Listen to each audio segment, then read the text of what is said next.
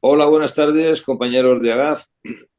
Hoy tenemos con nosotros al doctor Gonzalo Muñoz, que nos va a aclarar muchas de las dudas que vosotros nos planteasteis en el cuestionario que quisisteis, todo lo que quisisteis saber sobre el glaucoma, pero no os atrevisteis a preguntar. El doctor Muñoz es director médico nacional de la Clínica Baviera y es un reputado oftalmólogo especialista en glaucoma de los mejores de toda España. Doctor Muñoz, buenas tardes. Pues muy buenas tardes y muchas gracias por vuestra amable invitación y sobre todo por tu amable presentación. A ti siempre. Gonzalo, nosotros hicimos una encuesta a los socios, un poquito para salirnos un poco de las charlas de primavera que dábamos, que eran todas técnicas bueno, pues venía un doctor y nos hablaba de glaucoma, venía otro y nos hablaba de genética, todo muy científico todo, ¿no? Entonces quisimos hacer algo más directo, más agradable. Entonces pedimos a todos los socios que nos hicieran una pregunta, un cuestionario, que lo titulamos Todo lo que quisimos saber del glaucoma y no nos atrevimos a preguntarlo.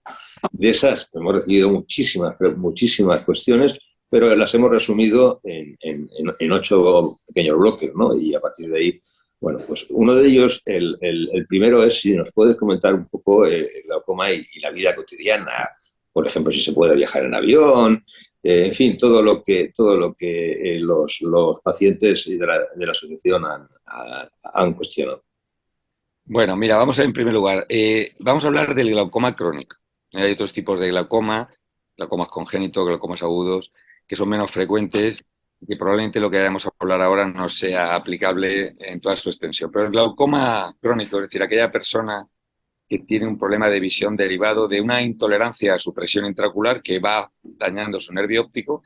Pues esto, la traducción clínica es que se produce una reducción del campo visual. Esa es la más importante y la que constituye una limitación para la vida de las personas. Ya sabéis que en el glaucoma lo que es la agudeza visual central, es decir, lo que muchas veces medimos en la consulta poniendo letras de tamaño cada vez más pequeñito, pues no se altera hasta etapas muy evolucionadas de la enfermedad. O sea, lo que se produce en un glaucoma crónico, es que van perdiéndose partes del campo de visión. ¿En qué se traduce esto en la práctica? Pues que el paciente empieza a tener dificultades porque, por ejemplo, pues puede, deambulando por la calle, si ahí tiene alterado el campo visual inferior, pues puede tropezar. O puede haber situaciones en las que no vea que un objeto, pues imaginaos al cruzar una carretera o una calle, que vea un coche aproximándose.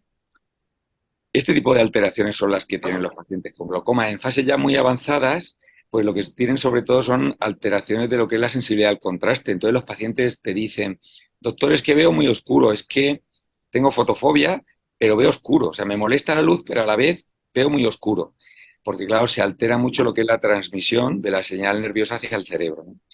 En relación a lo que es afectación de calidad de vida o alteraciones que nosotros, digamos, a los pacientes con glaucoma tengamos como médicos que prohibir, hay muy poquitas cosas. Yo lo único que les recomiendo es que, pues, que no fumen, que no beban alcohol, o que si lo hacen sea de manera muy moderada. ¿Por qué? Pues porque el alcohol y el tabaco son tóxicos neurológicos y al final el glaucoma es una enfermedad neurológica. Eso no quiere decir que una persona no pueda tomar una copa de vino al día, no pueda tomarse una cerveza al fin de semana, pero que tengan bastante cuidado con lo que es el consumo de alcohol y desde luego que si fuman dejen de fumar. Cosas como comentabas de montar en avión por la posible despresurización o actividades que el paciente a veces pregunta, oiga, es que a mí me gusta hacer yoga y yo me pongo en una postura muy determinada y tal. En general, y salvo casos muy específicos, no existe evidencia de que los pacientes con glaucoma, incluso casos avanzados, tengan que restringir este tipo de actividades. Un paciente con glaucoma puede hacer su vida normal, por así decirlo, ¿no? Eso, digamos, como principio general. Entonces, lo que nos preguntan es el tomar el sol, el trabajar delante de un ordenador, el dormir de determinadas posturas. Pues mira, desde luego tomar el sol, trabajar en el ordenador, ver la televisión, asistir a un funeral. eh, Quiero decir que no os reiréis, pero es así, ¿eh? Es que yo tengo un glaucoma, entonces me han dicho que no puedo ir a los funerales por si tengo una infección. No. Es decir, hay que un poco aplicar el sentido común. O sea, el glaucoma es una enfermedad de dentro del ojo.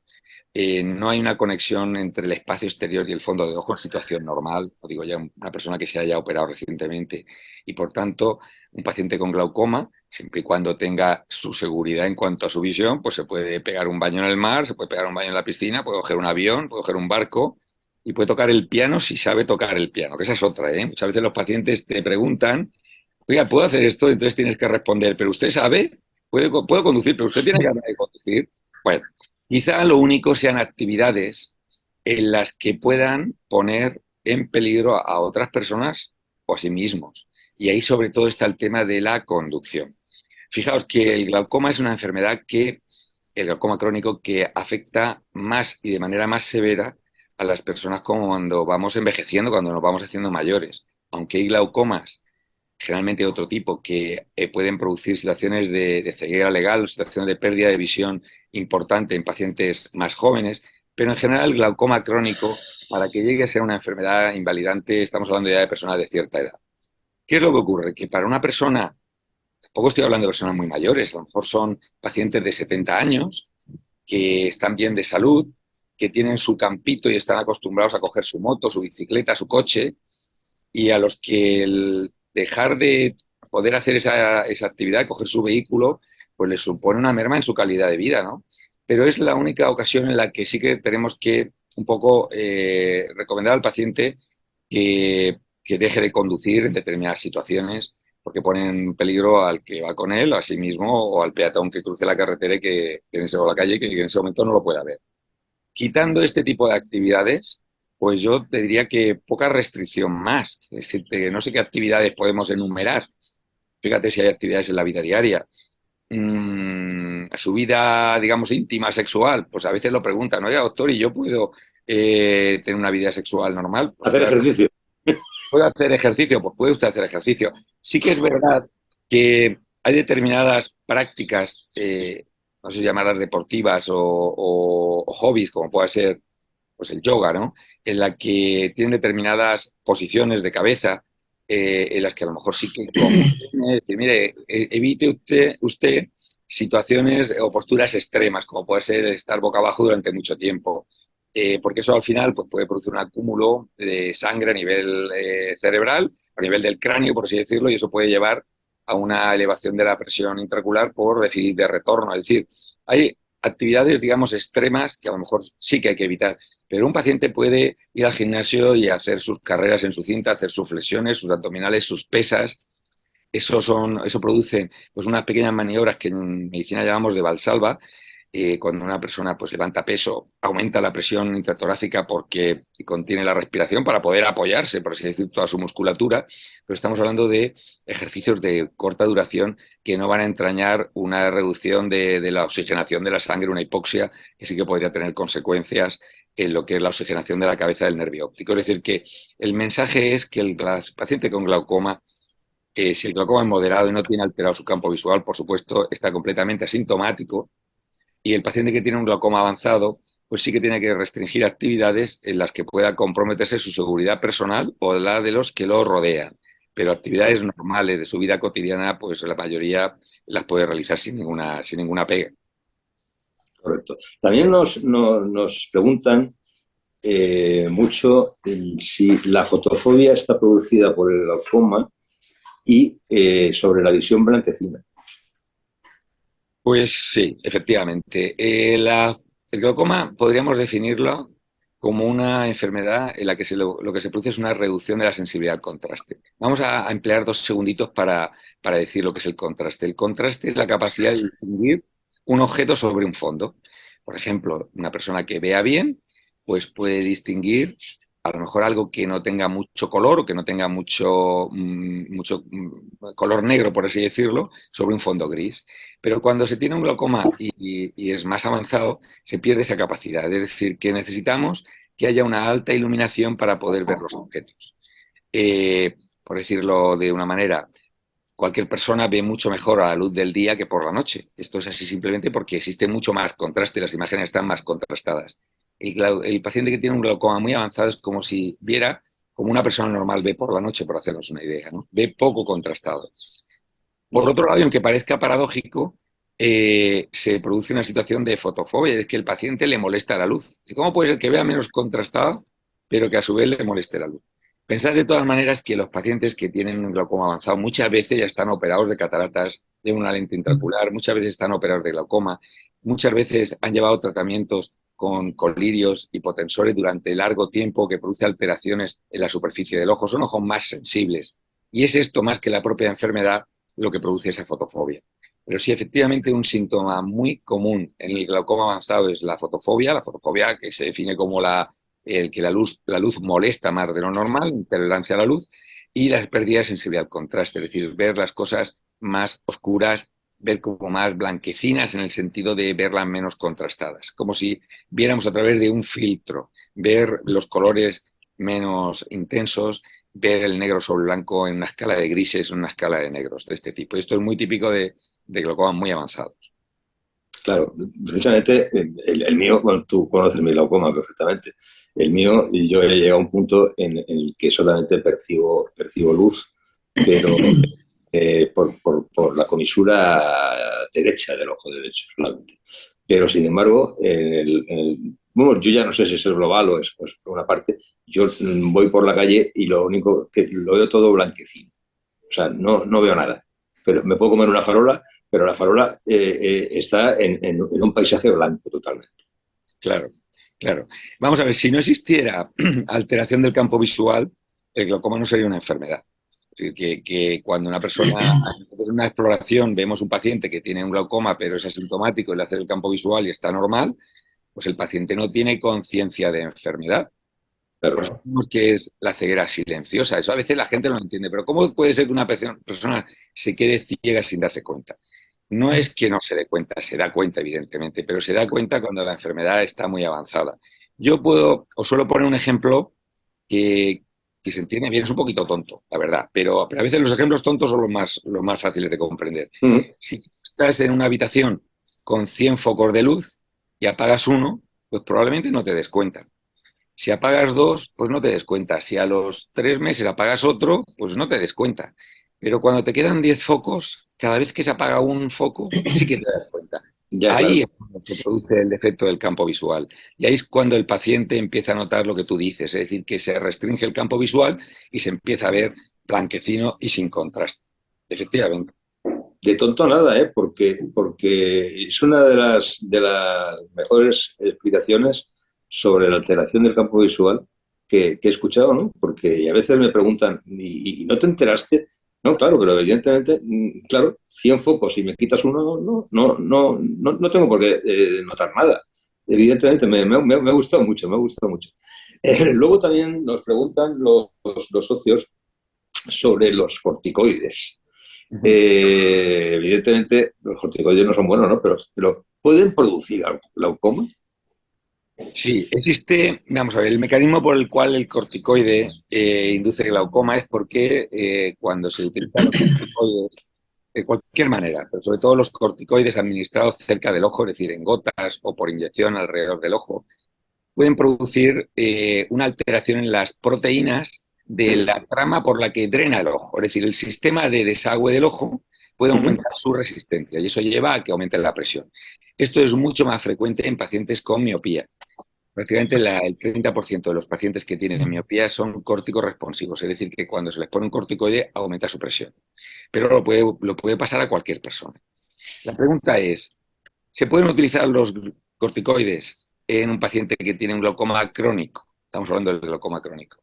Pues se pueden utilizar en periodos cortos de tiempo. Imagínate que hay un paciente que se opera de catarata, tiene un glaucoma crónico bien controlado y hay que utilizar un corticoide que es un antiinflamatorio que normalmente se emplea en el posoperatorio del glaucoma.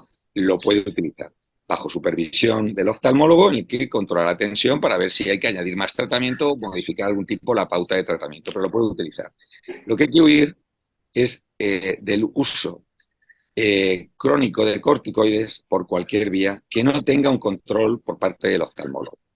Hay ocasiones en las que los pacientes con glaucoma pues tienen otra enfermedad, es frecuente, pues yo que sé, soy asmático y tengo que utilizar un corticoide por vía inhalada, puede Uh-huh. utilizarlo. Puede utilizarlo usted si tiene sus controles oftalmológicos que vean que esa medicación es bien tolerada. Sobre todo, los corticoides que se administran por vía tópica en forma de gotas y corticoides potentes son los que pueden inducir un aumento de la presión intraocular. Y en esos casos es indispensable, en general en todos los pacientes, pero especialmente en los pacientes con glaucoma, que haya un control por parte del oftalmólogo de que esa medicación no está elevando la presión intraocular. Y si esto ocurre, pues hay que suspenderla y utilizar alternativas. Correcto. Claro, otra de las cuestiones que nos hacen acerca de esto, de los corticoides, como bien decías, cualquier antiinflamatorio potente también puede perjudicar. No, vamos a ver, lo que produce aumento de la presión intraocular, porque como te he dicho, cambia la trama, cambia, digamos, la vía de desagüe y aumenta su resistencia, son los corticoides específicamente. El resto de antiinflamatorios que llamamos no esteroideos, es decir, no corticoides, corticoides por un lado y los que no son corticoides, pues el resto. Estos no tienen no producen aumento de la presión intraocular y en este sentido pueden ser utilizados por los pacientes. Lo que pasa es que la potencia antiinflamatoria local de los corticoides es mucho más que de cualquier otro fármaco antiinflamatorio no corticoide. Entonces, en general, los oftalmólogos utilizamos mucho los corticoides para el tratamiento de procesos inflamatorios del ojo. Eh, los antiinflamatorios no esteroideos que se dan por vía oral, pues desde la aspirina al ibuprofeno a todos los demás, pueden ser utilizados sin ningún tipo de problema en pacientes con glaucoma. Pueden tener otro tipo de contraindicaciones, por supuesto, contraindicaciones digestivas, nefrológicas, de toxicidad en el oído, pero no específicamente en el caso del glaucoma. En esta patología se puede utilizar los antiinflamatorios no esteroideos por cualquier vía. Y el último bloque que tengo yo, ahora pasar a Delfina es la presión intraocular y el dolor. Porque el socio, el paciente, tiene muchísimo miedo, yo lo entiendo, yo lo he sufrido, dolor de clavo, y eso es horroroso, ¿no? Pero si siempre la presión intraocular va a producirnos ese sentimiento, ese dolor. Pues mira, es muy fácil la respuesta. Depende de la velocidad a la que se instaure la presión, el aumento de presión. Si tuviéramos un ojo, vamos a suponer, y fuéramos elevando, nosotros lo medimos en milímetros de mercurio, ¿vale? Uh-huh. Fuéramos elevando 1 milímetro de mercurio cada 6 meses, pues el ojo se va adaptando a esa situación, se puede producir lesión del nervio óptico, pero no hay dolor, porque las terminales nerviosas del ojo se adaptan a esa presión. El glaucoma produce dolor por aumento de presión intraocular cuando ese aumento de presión intraocular es agudo y se produce en pocas horas. Esto es muy típico no del glaucoma crónico, en el que la elevación de la presión no suele ser muy alta y suele ser o producirse de una manera muy prolongada y progresiva, por tanto es una enfermedad indolora, es decir, por eso se llama de la ceguera silenciosa, porque no produce síntomas, no produce dolor. Todo lo contrario es el glaucoma agudo. El glaucoma agudo se produce por un cierre brusco de los sistemas de desagüe del ojo. Entonces, un ojo pasa de una presión normal, como puede ser 16, 18, a tener 50, 60, 70 de presión en poquito tiempo. Ahí se produce una sintomatología muy florida, que supone un dolor muy importante en el ojo, un enrojecimiento. En el glaucoma crónico el ojo en principio no tiene por qué enrojecer, no tiene por qué verse inflamado. En un glaucoma agudo se produce dolor, se produce inflamación, enrojecimiento del ojo, incluso el paciente puede tener síntomas como puede ser el vómito, de todo el complejo, digamos, de malestar que acompaña esa situación. Ahí, desde luego, no es una ceguera silenciosa, el paciente acude a puerta de urgencias. Esto se suele producir, si antes hablamos de los glaucomas crónicos, que son más frecuentes en pacientes miopes, pues el ataque agudo de glaucoma se produce más en ojos pequeños, hipermétropes, en los que hay un aumento de presión pues debido a un factor externo, como pueda ser pues el uso de gotas para dilatar la pupila o el estar mucho tiempo en oscuridad que dilata la pupila. En estas situaciones sí que se produce dolor y el paciente acude al hospital porque es un cuadro, digamos, muy, muy florido. Correcto. Pues yo en mi bloque de preguntas, más o menos me las has contestado todas. Una cosa, el glaucoma agudo puede ser en un ojo solo. Claro, lo que pasa es que en general el cuerpo es bastante simétrico. Es decir, si nos dividimos y vemos derecha e izquierda, en algunos órganos no, pero en los ojos sí. Es decir, lo normal es que ambos ojos del mismo paciente sean bastante parecidos. Como el glaucoma agudo se produce porque el ángulo tiene una cámara estrecha, es decir, las estructuras que componen la parte anterior del ojo, la córnea, el ángulo de drenaje, el cristalino, están muy cerquita unas de otras, pues suele ser una condición anatómica de ambos ojos. Muchas veces cuando el paciente acude de urgencias porque tiene un ataque agudo de glaucoma, debemos prestar más atención al ojo que no tiene aún ese glaucoma agudo y hacer un tratamiento profiláctico que consiste en hacer unas iridotomías, hacer un agujerito con láser en el iris para fomentar o facilitar el trasiego de la parte de atrás a la parte de adelante del iris, que es por donde pasa el líquido. Es decir, que cuando un paciente tiene un glaucoma agudo, lo normal es que el otro ojo también esté en riesgo porque tiene las mismas características anatómicas que en el que lo ha tenido. Y tan importante es tratar el ojo que tiene el glaucoma agudo como prevenir ese ataque de glaucoma en el ojo contralateral. Por tanto, cuando estos pacientes vienen, les tratamos el ojo por el que vienen y el ojo por el que no vienen para que no tengan el mismo problema. Una prevención, claro. El ataque agudo de glaucoma, yo también pongo un ejemplo, permíteme que lo diga otra vez, un ejemplo un poquito tonto, pero que también se entiende bien. Cuando un paciente tiene un ataque agudo de glaucoma, nosotros vamos por detrás de la enfermedad. Cuando nosotros hacemos un tratamiento preventivo para el paciente que tiene un ojo susceptible de tener un ataque agudo de glaucoma, pero que aún no lo ha tenido, vamos por delante. Esto es algo así, y ahora viene el ejemplo tonto, como si llamamos a los bomberos para apagar un fuego, o cuando vemos una situación en la que hay riesgo, pues pegamos una regadita con la manguera para que no haya fuego. Es mucho más Correcto. la segunda situación que la primera, ¿verdad que sí? Claro, porque sí, por supuesto, fuego, algún tipo de secuela va a quedar.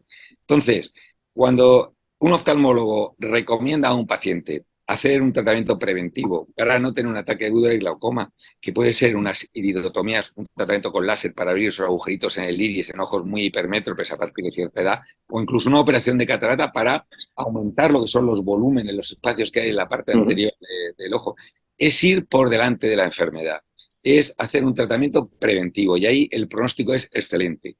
Cuando tenemos que ir por detrás de la enfermedad porque el glaucoma ya ha producido ese ataque de glaucoma, ya se produce una inflamación dentro del ojo, una catarata patológica, hay pegamientos, hay adherencias del iris al ángulo, al propio cristalino. Nosotros ya, aunque la situación la podemos resolver, vamos por detrás de la enfermedad. Entonces es muy, muy importante hacer ese tratamiento preventivo en pacientes que tengan riesgo de tener un ataque agudo de glaucoma, que fundamentalmente son pacientes con una alta hipermetropía por encima de 4 dioptrías, sobre todo a partir de los 50 años de edad. Sin duda, sin duda. Me parece muy inteligente la postura de la prevención. Y sobre todo el segundo ejemplo tonto, que de tonto no tiene nada. Vale, Gonzalo, yo en ese sentido le paso el testigo a Delfina, que tiene también algo que comentarte. Delfina. Hola. Buenas tardes, doctor. Pues Hola, ahora me Delfina. toca a mí. Vamos a ver, la primera pregunta que yo tengo que hacerle, o que hacerte, se trata de cataratas y glaucoma. A ver, has hablado un poquito solo, del tema de quitar el cristalino de manera preventiva en glaucomas complicados o en profilaxis de glaucoma, para prevenir, ¿no? Para prevenir tensiones altas, sobre todo en ojos con riesgo, ¿no? Esto es lo que preguntan los socios, ¿no? Preguntan lo primero, ¿por qué se hace muchas veces una operación de glaucoma y al mismo tiempo de cataratas? Si no se pueden hacer estas operaciones de forma separada, yo creo que sí se puede, pero quiero tu opinión.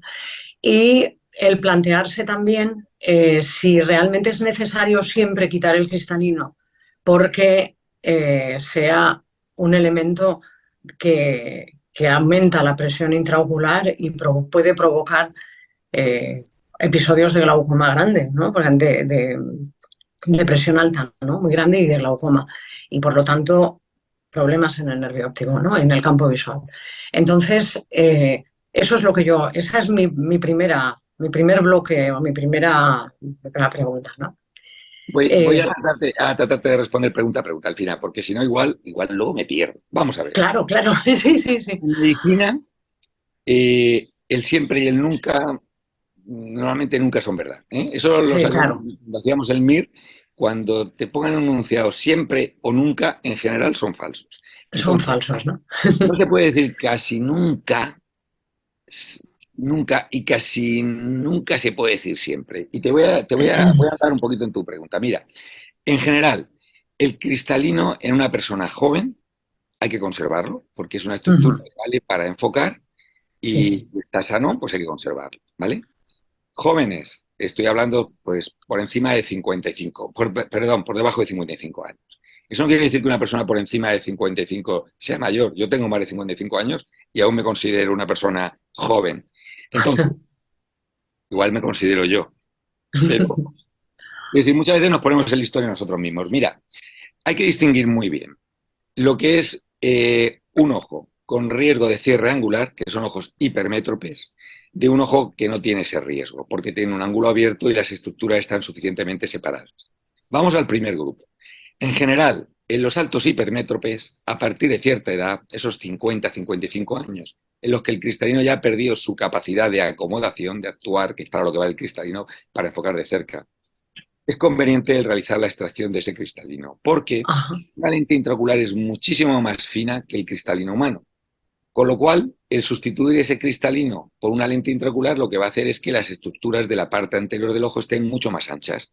Como si tuvieras una habitación en la que tuvieras unos muebles muy grandes y las personas estuvieran muy apretadas. Y tú dices, oye, vamos a cambiar esta mesa tan grande de salón por una más pequeña para poder caber mejor. Pues es algo así.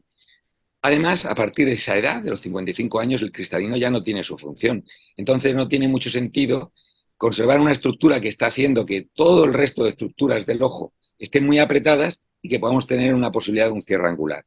Entonces hay veces que vienen pacientes muy hipermétropes, son pacientes que tienen graduaciones altas, 6-7 dioptrías de hipermetropía. A partir de los 55 años ya no ven bien sin gafas. Son pacientes que una cirugía en la que extraemos el cristalino, ponemos una lente con la graduación adecuada para que no precisen de su gafa, pues van a tener esa mejoría, independencia de la gafa, y además reducimos a cero la posibilidad de que tengan un aumento de tensión intraocular brusco porque se abre mucho el ángulo. Es decir, ahí estaría una indicación muy clara de extracción del cristalino en un paciente a partir de los 50 años, 50-55 años, cuando tiene una hipermetropía elevada a un ángulo susceptible de cerrar. Eso es prevención en medicina, es lo que estábamos hablando en el bloque anterior. Y luego está pues el otro grupo, es decir, pacientes que tienen un ángulo abierto con un glaucoma crónico que tienen o que coexiste la catarata y el glaucoma. Si, ahí tenemos varias situaciones. Si el paciente tiene una catarata, pues tiene que operarse la catarata porque va a mejorar su agudeza visual y porque además al quitar el cristalino, a la larga suele bajar un poquito la presión intraocular, es decir, que nos va a ayudar en el control de la presión intraocular el operar a un paciente que tiene catarata si la tiene. Si tiene catarata y tensión y hay que operar, se puede hacer a la vez. Y tiene ventajas el operar a la vez la catarata y la tensión. Primero, porque el resultado en cuanto a reducción de la tensión es más satisfactorio y porque si, por ejemplo, operamos el glaucoma y posteriormente hay que operar la catarata, la cirugía de la catarata puede estropear la cirugía previa del glaucoma. Es decir, cuando se padezca catarata y se padezca glaucoma y haya indicación quirúrgica de ese glaucoma, es mejor hacer una cirugía combinada operando a la vez la catarata y el glaucoma. Si un paciente está operado de glaucoma y con los años, porque no tiene catarata, es un paciente joven, pues no hay que operar la catarata. Pero si con los años desarrolla catarata, pues habrá que operar la catarata. Y a veces lo que ocurre es que después de operar la catarata, si se descompensa el glaucoma, hay que volver a operar el glaucoma. Por hacerlo en resumen, en un glaucoma crónico, si existe catarata y glaucoma a la vez, operar ambas cosas a la vez. Y en un paciente que tenga catarata, si tiene un glaucoma bien controlado médicamente, pues hay que operar la catarata y normalmente el control del glaucoma posterior será incluso más eficaz. Ajá. Sí, sí, sí. Ah, muy interesante. Sí, sí. Muy bien. Luego yo tenía otras preguntas, ¿no? La primera, cuestiones básicas de cirugía. Por lo pronto, la primera cuestión sería ¿cuántas trabeculectomías se pueden hacer? Bueno, yo esto lo haría a más general. Yo diría, ¿cuántas operaciones puede resistir un ojo? ¿Cuánto es conveniente operar un ojo? Porque hay personas, bueno, como el mismo Joaquín, ahora mismo, que tienen muchas cirugías, ¿no? 23 Y intervenciones. claro, entonces preguntábamos cuántas cirugías son eh, convenientes y cuántas puede resistir aproximadamente un ojo. ¿M? Luego, claro, siempre pues está un poco el tema de si las cirugías, pues bueno, pues son, bueno, digamos que son inevitables o si se podría hacer cirugía de manera preventiva, por ejemplo, ¿no? O, por ejemplo, en personas que tienen problemas con los colirios o con... Si es posible hacer este tipo de cirugías. Y luego, claro, también el tema del láser, ¿no? El láser se puede hacer, se debe hacer cuando no hay cirugía previa, cuando no hay cirugía de glaucoma ya hecha. Hay que hacerlo siempre con un ojo virgen, vamos a decir, o se puede hacer después de una cirugía. Bueno, son 3 o 4 preguntas en una y bueno, pues yo las lanzo. A ver, Muy bien, y yo, ¿cuál es tu opinión? las recojo gustoso. Mira, el tratamiento del glaucoma, el glaucoma crónico, lo tenemos o lo podemos hacer en 3 planos. Uno sería la medicación en forma de colirios o incluso hay medicación oral, pero bueno, medicación, por así decirlo, tópica, en forma de colirios. Hay un segundo plano que es el láser, fundamentalmente la oculoplastia láser, con sus distintas modalidades, que es hacer pues, pequeñas quemaduritas en la zona del ángulo por donde drena el ojo, porque esas quemaduras producen una retracción y abren o facilitan el desagüe. Y una tercera sería la cirugía del glaucoma, que es el paciente entiende por cirugía, es decir, ir al quirófano con una anestesia y con un equipo quirúrgico. Láser, al final, es que el paciente se pone la cabeza en una máquina y no lo entiende como una cirugía porque se va a su casa, aunque sea una intervención. Entonces, esos 3 grupos, colirios, láser y cirugía, se pueden combinar pues de cualquier manera. Y a lo largo de la vida del paciente, pues puede necesitar una combinación de esos tipos de tratamientos. Y combinaciones pues hay infinitas, tantas como pacientes. En general, somos partidarios de empezar con lo que es menos lesivo o menos agresivo para el paciente, que en principio es la utilización de gotas. ¿Por qué? Pues porque el empleo de gotas en general pues no se asocia a grandes complicaciones oculares. Puedes tener una alergia, puedes tener una intolerancia, pues se suprime la gota y ya está, pero no suele haber grandes complicaciones por el uso de los colirios. El segundo plano, que es el del láser, es normalmente coadyuvante a las gotas. Es decir, normalmente empleamos el láser cuando el paciente, pues con unas gotas determinadas, o por falta de cumplimiento o porque no alcanza el objetivo deseado, pues hay que añadirle algún tipo de tratamiento. Y en general vamos a la cirugía cuando el paciente no se puede controlar con métodos menos agresivos, como puedan ser las gotas o el tratamiento con láser. En ese momento, en ese sentido, se asemeja más a un tratamiento con gotas que un tratamiento quirúrgico. Pero de nuevo te digo, al final, que hay cualquier situación posible. Es decir, si un paciente te viene con un glaucoma muy avanzado y vemos que es un paciente que por sus características pues tiene mucha incapacidad para ponerse las gotas, pues una persona mayor que vive sola, pues igual está indicado de primeras proponerle una cirugía. Porque la ventaja de la cirugía es que no dependemos del cumplimiento del paciente. Nosotros lo operamos y ya está. El paciente no tiene que ponerse luego gotas en principio. Claro. Pregunta que me hacías, ¿cuántas cirugías se pueden hacer? Pues depende del tipo de cirugía. En general, las técnicas que utilizamos en ojos vírgenes son técnicas lo menos agresivas posible. Porque ocurre una cosa, pensad que en definitiva lo que hacemos al operar un glaucoma es abrir una vía de drenaje que no es natural. Claro. El organismo detecta siempre como anómalo cualquier cosa que no es normal. Fijaos que nosotros tenemos una serie de orificios en el cuerpo humano, la boca, la nariz, bueno, los demás. Cuando una persona, una mujer que lleva, un hombre que lleva un pendiente, se quita el pendiente después de llevarlo 20 años, se le cierra el orificio que tenía. Es decir, el cuerpo tiene un sistema que es básico para la supervivencia, que es la cicatrización, y es que tiende a cerrar cualquier orificio no natural. Cuando nosotros hacemos una cirugía de glaucoma, una trabeculectomía, una cirugía no perforante, ponemos un implante valvulado, estamos haciendo un orificio no natural. Y desde ese momento el organismo se pone en marcha para cerrarnos. pero así de claro. Cuando a un paciente, después de tener un glaucoma controlado muchos años, le tenemos que decir que hay que ponerle gotas o hay que reoperarlo, oiga, doctor, ¿es que me operó usted mal? No, es que usted tiene una cicatrización en su cuerpo, usted y cualquier organismo vivo, que intenta cerrar todos los orificios que no son naturales.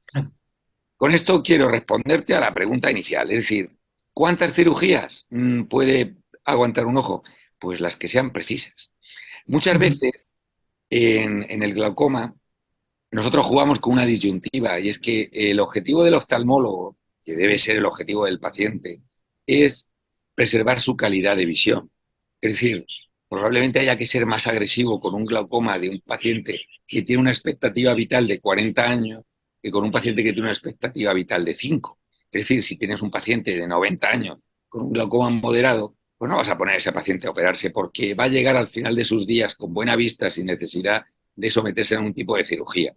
Ese mismo caso en un paciente con 45 años y una expectativa vital de 40, 45, 50 años por delante, porque hoy día la gente vive muchos años, pues seremos más agresivos a la hora de controlar el glaucoma porque necesita más gasolina ese motor para llegar al final de su viaje, ¿no? Entonces, con esto en mente, jugamos siempre con la disyuntiva de ¿tengo que ser agresivo en este paciente o puedo ser menos agresivo y controlarlo con medidas más sencillas para él, como puedan ser las gotas o como pueda ser el láser?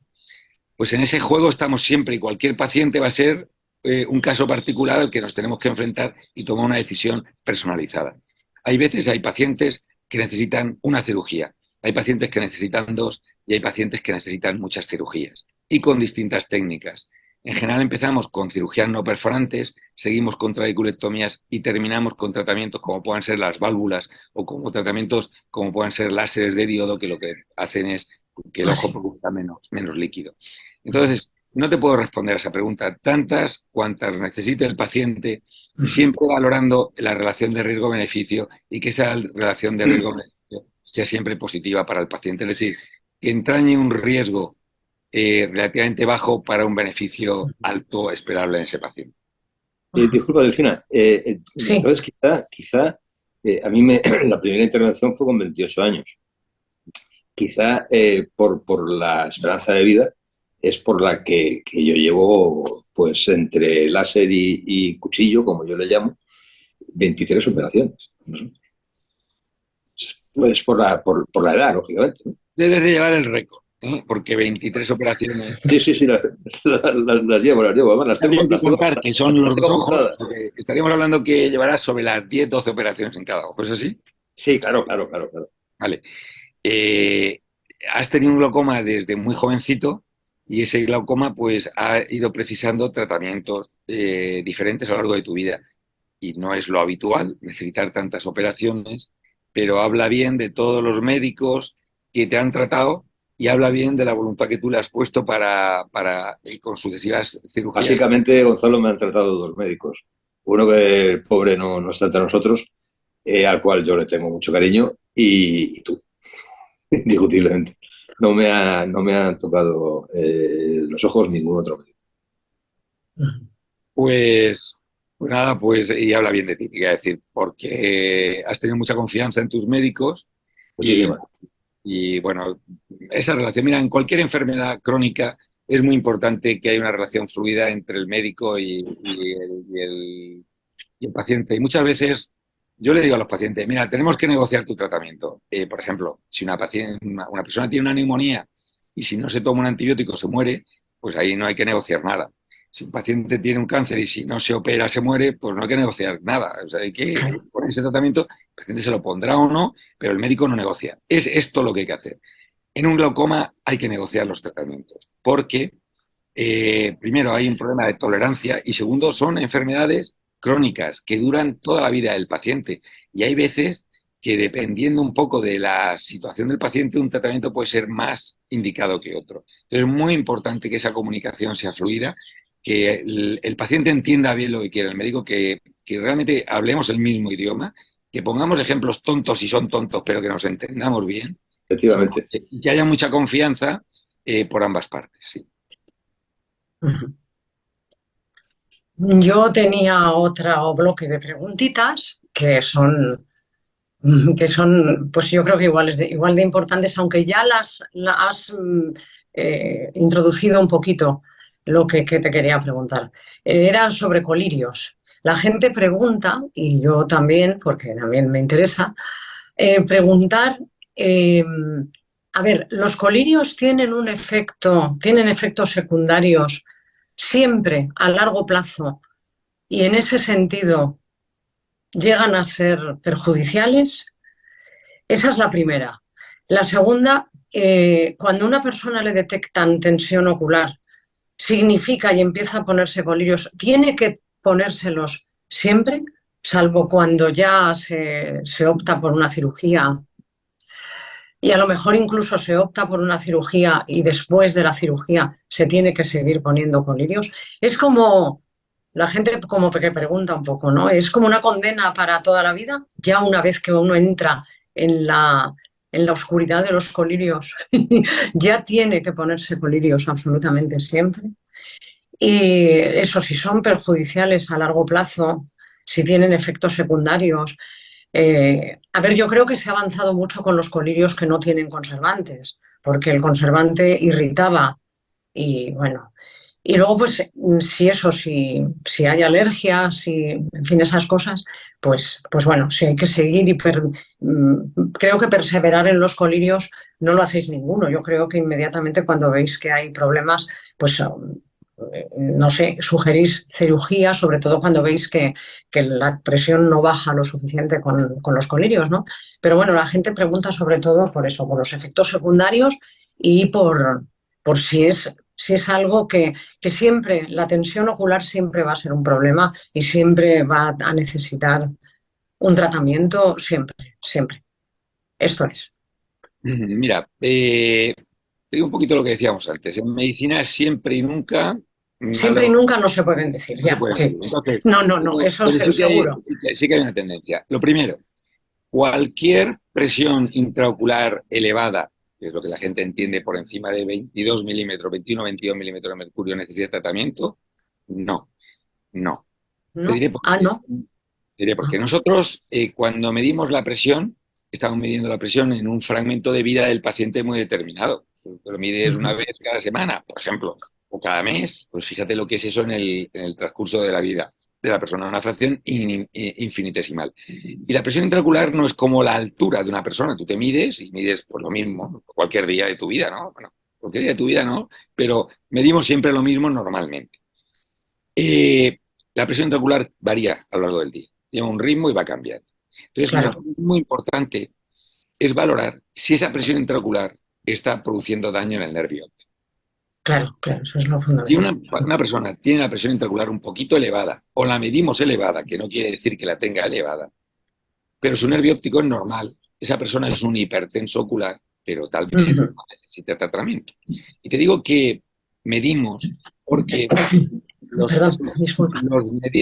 la forma normal de medir la presión intraocular no es entrando dentro del ojo y medir la presión, por eso sería No, no. agresivo, sino que la metimos por métodos indirectos, normalmente aplicando la córnea con aire o con un sistema de tonometría, ¿no? Entonces, al final lo que tenemos son unas estimaciones indirectas de lo que es la presión intraocular real. Y hay veces que la presión que medimos está falseada, por ejemplo, porque la córnea sea más ancha de lo normal. Entonces, Ujú. siempre tened en cuenta que una presión intraocular, salvo que estemos hablando de márgenes realmente muy altos, una elevación moderada de la presión intraocular, siempre tenemos que ver el nervio óptico. Y si el nervio óptico es normal, el paciente no tiene una enfermedad. Estamos viendo una presión intraocular elevada, necesitará sus controles, pero probablemente no precise colirio. Ahora bien, tú ya preguntas cuando el paciente tiene un diagnóstico de glaucoma, es decir, que hay daño del nervio óptico, pues medido porque se detecta una alteración de su excavación o de las fibras que los conforman, hay un diagnóstico bien hecho, y entonces ese paciente es, digamos, intolerante a su presión, es decir, la presión que tiene Ujú. sea el factor más importante en el desarrollo de esa lesión del glaucoma, que es la presión intraocular, pues hay que bajarla, porque además es lo único que se ha demostrado desde el punto de vista de la evidencia científica que retrasa el desarrollo del glaucoma. El glaucoma no se cura, pero se retrasa. Entonces hay que bajar la presión intraocular. Pues hay que bajarla si pensamos que ese glaucoma va a interferir con la calidad de vida del paciente. Imaginaos que se detecta un glaucoma en un muy moderado en un paciente de 90 años. Pues a lo mejor no necesita ni tratamiento con gotas, porque ese paciente va a seguir teniendo buena visión para el resto de su vida. Pero si ya pensamos que ese glaucoma, si no lo tratamos, si no bajamos la presión, puede interferir con la vida del paciente, es decir, que puede llegar a tener una pérdida visual significativa que afecta a su calidad de vida, pues entonces ese paciente sí que va a necesitar tratamiento de por vida. Eso sí que es un poco una sentencia.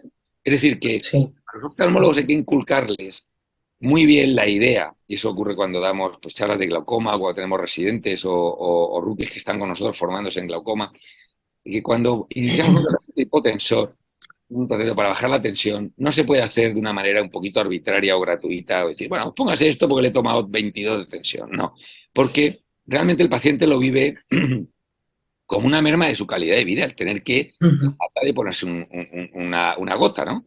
Y si un paciente que está bien y no necesita gotas porque realmente tenga la tensión un poquito alta, pero su nervio está bien, pues probablemente lo que necesite desde el punto de vista médico deontológico es vigilarlo sin necesidad de tener que ponerle gotas. Si un paciente ya inicia un tratamiento porque le hace falta, en principio, ese tratamiento, y digo en principio, es un tratamiento de por vida. Puede ser que ese paciente al final acabe recibiendo un tratamiento con láser, acabe recibiendo una cirugía, que haga innecesario el llevar gotas, pero lo que sí es necesario es el control de por vida de su presión intraocular. Y comentabas un poco los temas de los colirios. Indudablemente se ha avanzado mucho, el glaucoma crónico es una enfermedad muy prevalente, entonces los laboratorios invierten mucho dinero en nuevos colirios, en nuevas presentaciones que sean más tolerables. Y es verdad que tendemos a utilizar ahora mucho los colirios en monodosis porque nos ahorramos toda la toxicidad que viene del uso de los conservantes y tratamos de usar pues el menor número de gotas posibles, es decir, que hoy día pues utilizamos lo que son las combinaciones fijas o asociaciones en las que en un solo recipiente pues se utilizan varios fármacos para que el paciente no tenga que ponerse gotas con tanta frecuencia. Piensa también que al final un paciente que lleva muchos años en tratamiento con glaucoma, eso puede afectar a la superficie del ojo y también esa superficie alterada condiciona el pronóstico de las cirugías finales, es decir, que el tratamiento hipotensor, el tratamiento con colirios es muy útil, pero no es la panacea y hay que saber administrarlo y combinarlo con otros tratamientos como puedan ser el láser o como puedan ser las cirugías y siempre individualizando a ese paciente, en ese ojo concreto de ese paciente concreto. Claro. Entonces, los colirios a la larga tienen efectos en la superficie de la córnea, claro, supongo, y en el ojo en general, ¿no? Es lo Sí, que la sí, gente pregunta, sí. pero ten en cuenta una cosa, en medicina desconfía de un fármaco que no tenga efectos secundarios. Ah, claro, claro, claro. Confía. Para que un fármaco tenga efecto, indudablemente va a acarrear efectos secundarios. Sí, Por tanto, hablar de que los colirios tienen efectos secundarios no es hablar mal de los colirios, es constatar una realidad y es que cuando una algo realidad, tiene efecto, produce efectos secundarios. Hay que claro. evitar esos efectos secundarios. Mira, si nos ahorramos los efectos secundarios debidos a los conservantes, pues eso es solo ventaja porque los conservantes, bueno, pueden ayudar un poquito a favorecer la penetración del fármaco, pero quitando eso nos sobran. Es decir, si tenemos fármacos sin conservantes, mejor. Mejor. Y un fármaco que tenga efectos secundarios no quiere decir que sea un mal fármaco, quiere decir que hay que utilizarlo pues, con mesura. Mira, por ejemplo, los beta-bloqueantes, que son los Sí, fármacos de segunda elección, pues en pacientes a partir de cierta edad pueden producir un enlentecimiento de la frecuencia cardíaca y es fácil que iniciemos un tratamiento con beta-bloqueantes y si no llevamos cuidado de constatar qué frecuencia cardíaca tiene ese paciente o saber si es asmático o no, pues podemos meter a un paciente en la UCI por culpa de una gota. Y se puede dar. Es decir, que hay que llevar mucho cuidado en la instalación de los colirios. Pero no entendamos esto como un mensaje negativo hacia el uso de los colirios. Todo lo contrario. Los efectos secundarios, en definitiva, nos están hablando de que los colirios son fármacos potentes en la reducción de la presión intraocular y son una bendición. Antes, cuando no había colirios hipotensores, los uf, pacientes cuando tenían pues, muy poquitas alternativas, como puede ser la pilocarpina y tal, eran fármacos que se sí, tenían que dar con mucha frecuencia, mucho peor tolerados, con una dosificación mucho peor. El paciente vivía esclavo de los colirios. Hoy día, los colirios se utilizan en formaciones o en presentaciones farmacéuticas muy estudiadas, en monodosis, en asociaciones, y en general, bueno, siempre puede haber intolerancias o alergias que obliga a cambiar, por supuesto, pero que en general la tolerancia es importante. De todas maneras, Ujú. Cristina, te diré que en una enfermedad crónica el cumplimiento es esencial y tú tienes que Sí, asegurarte que tu paciente tolera bien la medicación, porque si no la tolera bien existe una alta probabilidad de que la abandone. claro, claro. Sí, mucha gente se queja de los efectos secundarios, o sea, de que los colirios les provocan enrojecimiento, que les pican, que les molestan, y claro, realmente eso es un caldo de cultivo para que dejen de ponerse la gota, claro, sí, eso y que no tengan adherencia al tratamiento.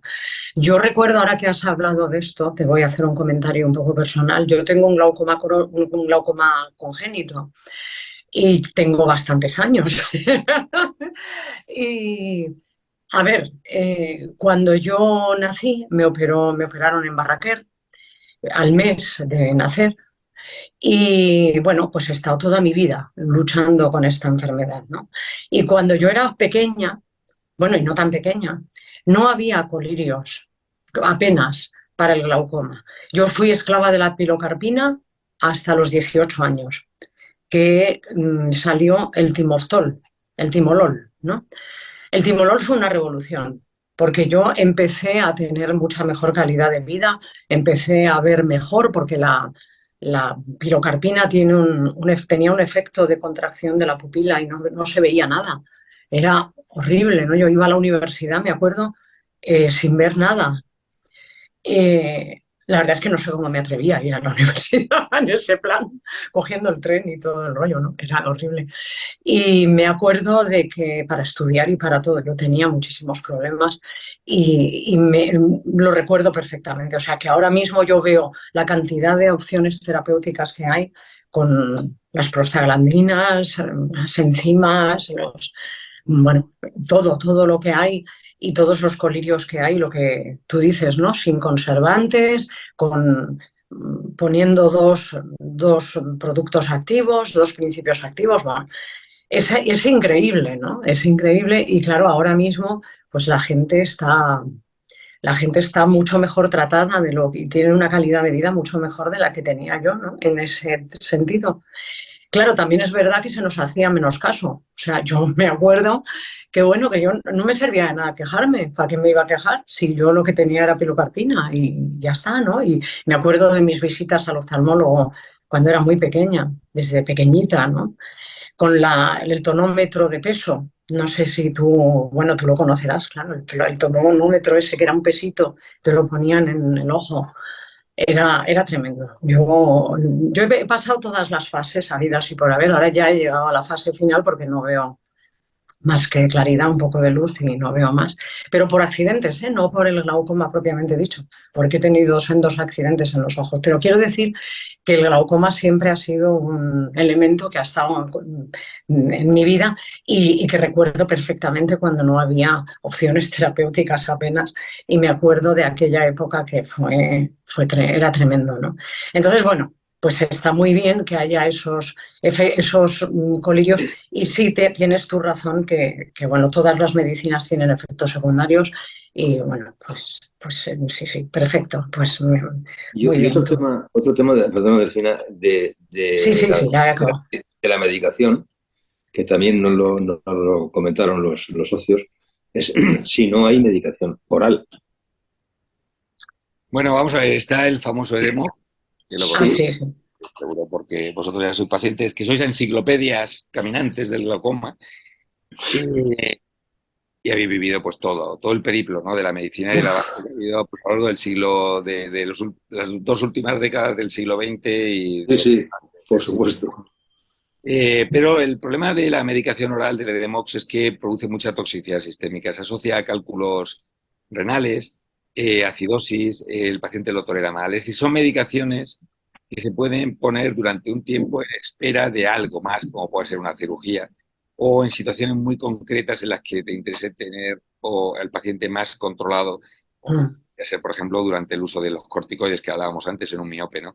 Pero no son tratamientos que puedan utilizarse de manera crónica, porque estos fármacos actúan sobre una determinada enzima, son inhibidores de la anhidrasa carbónica, De la anhidrasa carbónica, sí. están en muchas zonas del cuerpo y por tanto producen muchísimos efectos secundarios indeseados. Sí, O sí, sea sí. que para un pico de tensión isquémica, por ejemplo, no hay, el Edemox no.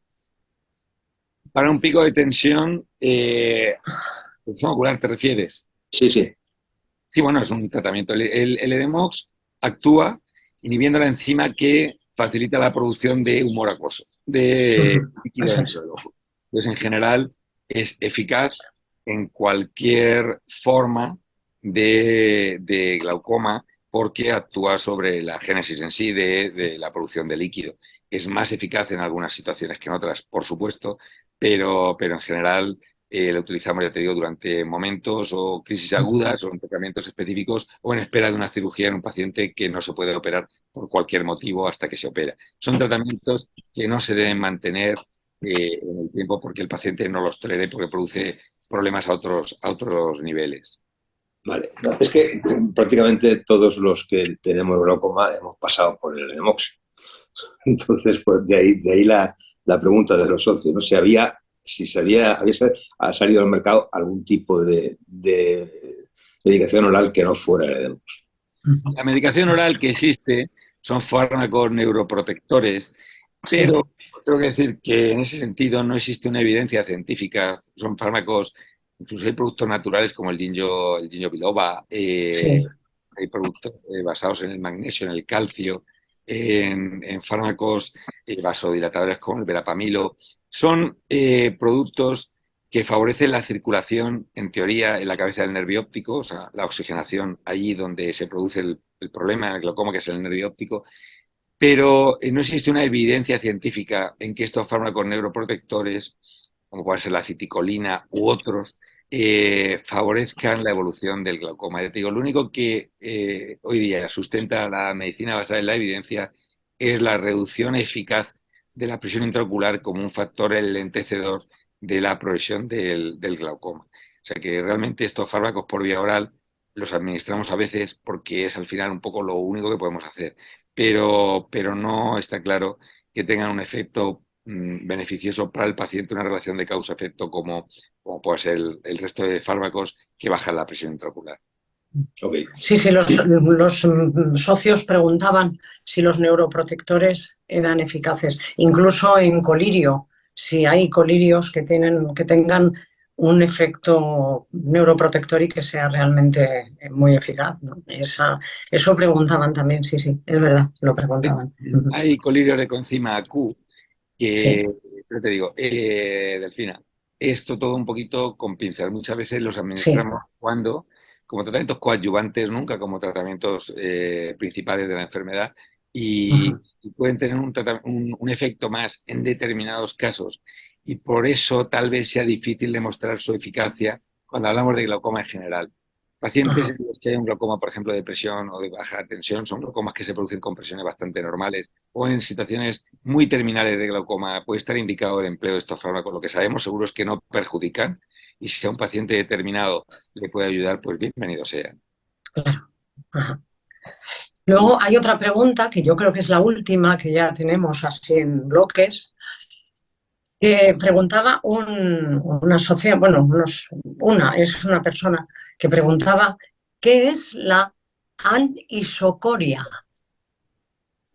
La ¿Qué es anisocoria, la mira, anisocoria? lo voy a explicar. Mira, hay que ir al latín, ¿sabes? Que es de donde viene todo, ¿no? Casi todo nuestro idioma. Eh, Coria significa pupila, iso Sí, significa igual y an significa no. Entonces, claro, no igual pupila, algo así. Una anisocoria es una situación en la que existe una diferencia en el tamaño de la pupila del paciente. Es decir, como tenemos dos ujú, ojos, pues podemos ver las pupilas de ambos ojos y ver si esas pupilas tienen un diámetro similar en esas condiciones de luz determinadas, ¿no? La pupila va cambiando. Según tenga más luz, pues la pupila se contrae, o menos luz, la pupila se dilata. Y hablamos de anisocoria cuando el tamaño de esa pupila, de un ojo respecto al otro, es superior, o la diferencia es superior a lo que puede considerarse una anisocoria fisiológica que estaría hasta el medio milímetro. Cuando existe una diferencia entre un ojo y otro de 1 milímetro o más, hablamos de una anisocoria.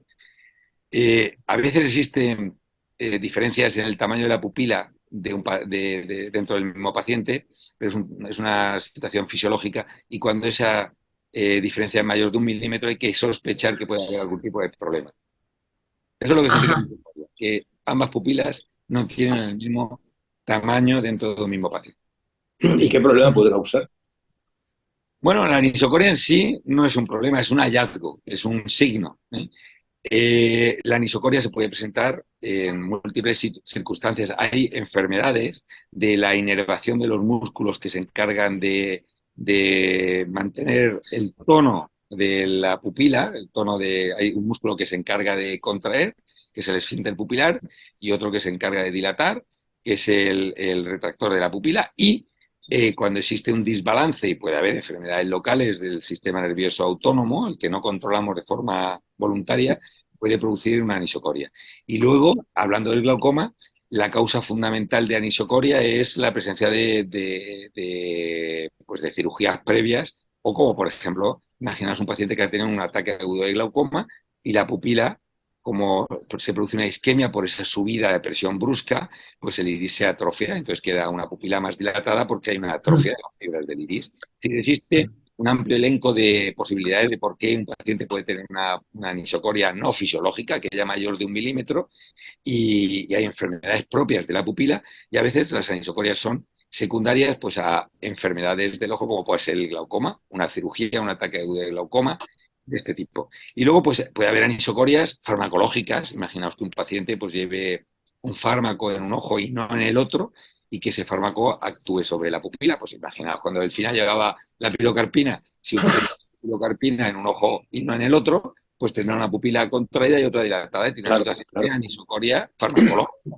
Quien dice eso, pues dice fármacos como puede ser, por ejemplo, la brimonidina, el famoso Alfagán, que produce una Sí. dilatación, perdón, una ausencia de dilatación nocturna. Entonces, pues un paciente que lleve Alfagán en un ojo, pues en condiciones de poquita luz, ese ojo dilatará menos que el ojo en el que no lleve Alfagán. Es decir, existe una amplia variedad. Anisocoria simplemente significa que el tamaño pupilar es diferente entre ambos ojos de un mismo paciente.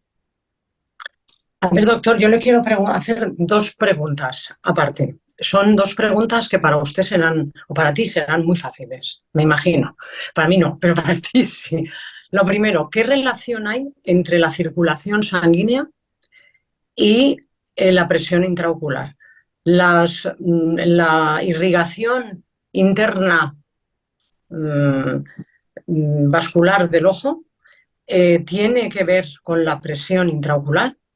Yo había oído siempre que sí, pero no sé exactamente si hacia la presión alta o hacia la presión baja. Y luego la otra pregunta sería, ¿todos los tipos de glaucoma, salvo el congénito, son glaucomas de ángulo abierto y el de ángulo estrecho, claro?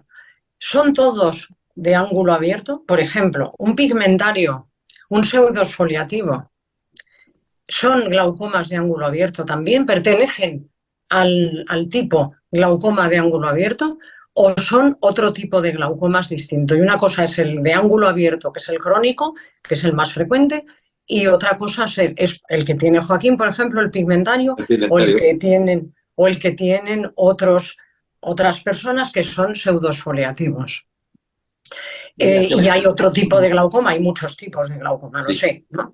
Sí. Te voy a Son, responder con un ejemplo muy, muy, muy tontito, pero que se entiende también. Mira, hablar de glaucoma es como hablar de Carlos, de Felipe o de Juana. Es decir, hay que sí, poner Sí. ¿verdad? nombre y apellidos. Juan López y Juan Martínez son dos personas distintas. Pues un glaucoma crónico y un glaucoma agudo son situaciones completamente distintas. No tiene nada que ver. Muchas veces los pacientes que tienen un glaucoma crónico ven el prospecto de una medicación que puede afectar al tamaño pupilar y dice, oiga, es que esto no lo puedo tomar yo porque está contraindicado en glaucoma de ángulo estrecho. Y digo, es que usted no tiene un glaucoma de ángulo estrecho, usted no es Juanito Pérez, usted es Juan Martínez. O sea, Claro. vamos a hablar siempre de nombre y apellidos, de glaucoma y lo que viene detrás. Hay Ya. glaucomas de ángulo abierto, y dentro de esos glaucomas de ángulo abierto que no tienen nada que ver con el glaucoma de ángulo estrecho, con Juan Claro, Pérez, sí. Juan Martínez, Pues bien, los glaucomas de ángulo abierto, ahí ya estamos hablando ya de Juan Martín, ya es un glaucoma específico. Los Sí. glaucomas de ángulo abierto, dentro de ellos, pues puede haber hallazgos en el ángulo que nos permiten subclasificarlos como pigmentarios que se producen pues, por un acúmulo de pigmento, porque hay un Sí. roce crónico del cristalino con la superficie posterior del iris, o un glaucoma xerofoliativo en el que se produce un acúmulo de un material Ujú. va produciendo en el ojo y que son los que, o el pigmento o este material pseudofoliativo, hacen que ese glaucoma abierto, que son abiertos en todos los casos, pues Eso quería preguntar. Sí, eso produzca es. una obstrucción del sistema de drenaje, pero dentro en sí de un ángulo que es abierto. ¿Eh? Ajá. Los Sí, glaucomas sí. pseudofoliativos y pigmentarios son siempre glaucomas de ángulo abierto. Vale, vale. Lo que Perfecto. preguntabas, o tu primera pregunta, Sí. que está en relación a la patogenia del glaucoma. Es decir, ¿por Ujú. qué se produce el glaucoma? El glaucoma en realidad, y eso tiene que ver un poco, y voy a poner también un ejemplo muy tonto, si nosotros pudiéramos decir por qué se produce el glaucoma es porque la sangre que lleva el nervio óptico, que llega a irrigar el nervio óptico, tiene que luchar contra la presión que hay dentro del ojo para poder entrar. Ujú. Un poco como si tuviéramos pues que meter agua dentro de una habitación que ya está llena de agua, y entonces cuesta más trabajo si está llena o está vacía. Nosotros tenemos una manera muy sencilla de medir la presión dentro del ojo, que es la presión intraocular, pero no tenemos una manera sencilla de medir la perfusión, es decir, de cómo está vascularizado, cómo llega la sangre al nervio óptico. Ujú. Muchas veces hay pacientes que tienen presiones intraoculares altas, pero que tienen buena circulación en el nervio óptico y la sangre entra bien y irriga bien y no hay problema. Y hay veces que tenemos presiones intraoculares que no son muy altas, pero el paciente tiene mala circulación en la cabeza del nervio óptico. Entonces, es como si dijéramos que no se oxigena bien esa cabeza del nervio óptico, aunque la presión contra la que tiene que luchar, la presión intraocular, no sea muy alta. El problema es que la presión intraocular, perdón, la presión arterial no correlaciona con la presión en la cabeza del nervio óptico. Puede haber una persona que tenga una presión arterial alta y sin embargo tenga muy mala irrigación del nervio óptico, y puede haber una persona que tenga una presión normal, presión arterial normal, y sin embargo sí que tenga una buena perfusión del nervio óptico. Eso. Como no Ujú. somos Sí. capaces de medir clínicamente cómo está perfundido el nervio óptico, en esa fracción que es presión intraocular partido por perfusión del nervio óptico, sabemos el numerador, pero no sabemos el denominador, que es la perfusión del Claro. nervio. Y por tanto, Ujú. siempre hay que buscar cómo está ese nervio óptico, porque esa presión no va a perjudicar igual en nervios ópticos bien perfundidos que en nervios ópticos mal perfundidos. Pero lo que sí que Claro. sabemos es que la presión arterial no correlaciona con la presión de perfusión del nervio óptico, salvo casos extremos. Y por tanto, un paciente que sea hipertenso ocular no tiene ni más ni menos riesgo de producir glaucoma. O un paciente que sea o que tenga una tensión arterial no tiene mayor o menor riesgo de tener glaucoma. Solo en casos Ajá. muy extremos de pacientes que sean hipotensos o que tengan un exceso de medicación para la tensión arterial, se puede producir un compromiso en la irrigación del nervio óptico. Es decir, hay veces que pacientes que son hipertensos y tienen un exceso de tratamiento, baja la presión, sobre todo por la noche, y puede ser que tengan un desarrollo del glaucoma. Y por tanto, en pacientes que son hipertensos arteriales, que tienen exceso de tratamiento, que tienen la tensión arterial demasiado baja, eso tampoco nos interesa en el tratamiento del glaucoma. Hay que tener bien controlada la presión arterial para no tener mayor incidencia de problemas cardiovasculares, pero que esa bajada de tensión no nos produzca una alteración en la perfusión del nervio óptico.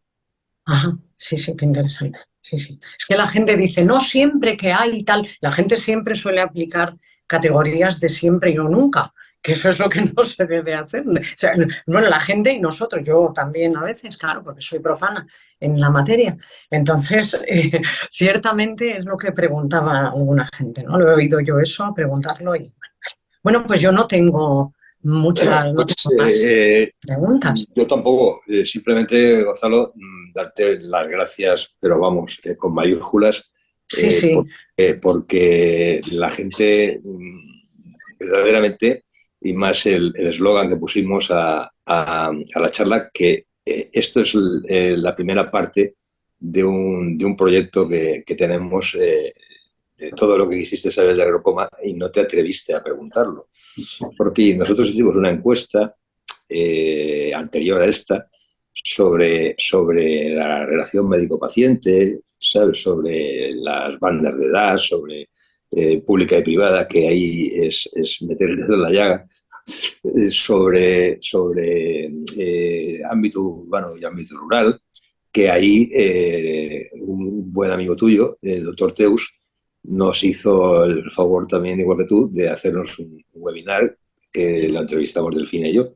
Y bueno, pues hay muchos pacientes que no se atreven a preguntarle al oftalmólogo, quizá por tiempo, quizá por desconocimiento, muchas dudas y bueno, nos las han hecho llegar y entiendo que están respondidas todas las dudas. Hemos sacado un 15% de las preguntas, nada más.